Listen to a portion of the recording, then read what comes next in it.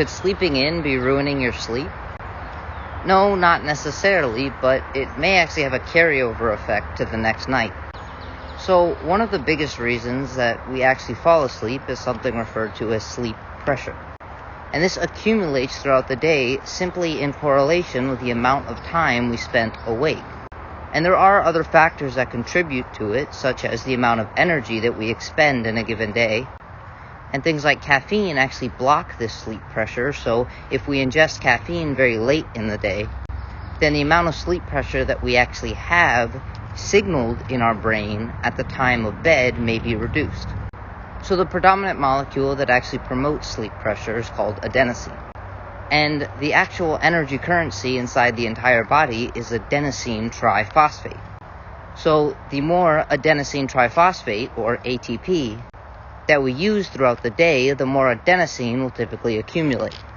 Which is why you'll typically feel more tired after a day that you maybe ran a marathon than you would if you just sat at work all day. And coming back to caffeine, what caffeine does is it actually sits in the adenosine receptor and doesn't allow adenosine to get into the receptor. Meaning that this adenosine will still accumulate, but it won't be signaled to the brain until the caffeine is metabolized and removed from the receptor. But once again, we're using energy throughout the entire day, so this adenosine will be lowest in the morning and it will accumulate all the way up until bed. And the process of sleeping will actually remove this adenosine from the receptor. So when we wake up in the morning, the adenosine levels will have reset. And this filling up and clearing out of the adenosine receptor occurs every single day. And this is one of the many reasons why if you reduce the amount of time you spend in bed, you may actually wake up feeling more tired because you haven't actually cleared out all the adenosine from the receptor. Simply because this process occurs gradually throughout the entire night. So the less time you spend sleeping, the less time you have to clear out this accumulated adenosine. And for a lot of people, this shortened sleep time typically occurs during the week, and then on the weekends they try and make up for it by sleeping in. However, there is one problem with this. Let's say during the week you go to bed at midnight and you wake up around 6 a.m. And then because you are so tired during the week, you sleep in on the weekends. So maybe on Saturday and Sunday you sleep in all the way until noon. The one issue that could arise is that if you do this on a Sunday, you won't actually start accumulating adenosine until you wake up and start your day.